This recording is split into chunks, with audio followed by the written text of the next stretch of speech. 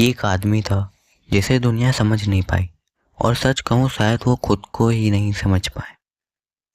उन्होंने ऐसी कहानियाँ लिखी जिसमें लोग इंसान होते हुए भी इंसान नहीं लगते।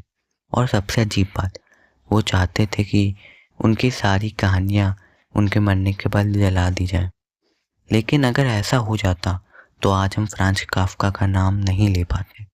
पार्ट 1 में हमने काफका की लाइफ देखी, लेकिन सच ये है उनकी कहानियाँ उनकी लाइफ से कम डार्क नहीं थी।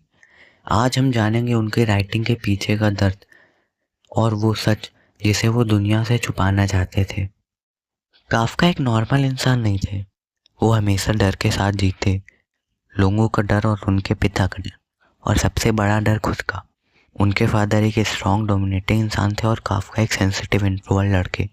उन्होंने अपने फादर को एक लेटर भी लिखा था जिसमें उन्होंने कन्फेस किया कि उन्हें अपने ही घर में डर लगता है।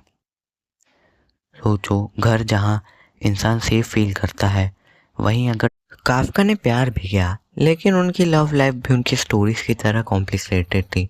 वो कमिटमेंट से डरते थे और लोनलीनेस से भी। एक तरफ वो किसी के पास रहना चाहते थे और दूसरी तरफ वो खुद से ही दूर भाग रहे थे। उन्होंने अपनी फियांसे से एंगेजमेंट तोड़ दी सिर्फ इसलिए क्योंकि उन्हें लगता था कि वो किसी के साथ नॉर्मल लाइफ जीने के लायक नहीं। अब बात करते हैं उनके सबसे फेमस स्टोरी की, द मेटामॉर्फोसिस। एक दिन ट्रेजर शाम से उठते हैं और देखते हैं कि वो एक कीड़े में बदल चुके हैं। सुनने में अजीब लगता है, लेकिन असली कहानी ये नहीं है।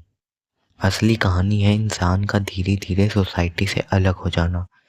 ट्रेजर की फैमिली जो उससे प्यार करती थी, धीरे धीरे उसे इग्नोर करने लगती है, फिर उसे टॉलरेट करती है और फाइनली उसे रिजेक्ट कर देती है। असली कहानी है इंसान का धीरे धीरे सोसाइटी से अलग हो जाना। ट्रेजर की फैमिली जो उससे प्यार करती थी, धीरे धीरे उसे इग्नोर करने लगती है, फिर उसे टॉलरेट करती है और फाइनली उसे रिजेक्ट कर देती है। एग्जैक्टली वैसे ही जैसे रियल लाइफ में होता है। काफका खुद ट्रेजर थे। उन्हें लगता था कि वो अपनी फैमिली के लिए बर्डन है, उनकी कोई एग्जिस्टेंस का मतलब नहीं है, कि अगर वो गायब हो जाएं तो शायद सब बेटर हो। काफका का सबसे बड़ा डर ये नहीं था कि लोग उन्हें समझ नहीं पाएंगे, उनका सबसे बड़ा डर ये था कि लोग उन्हें समझ जाएंगे।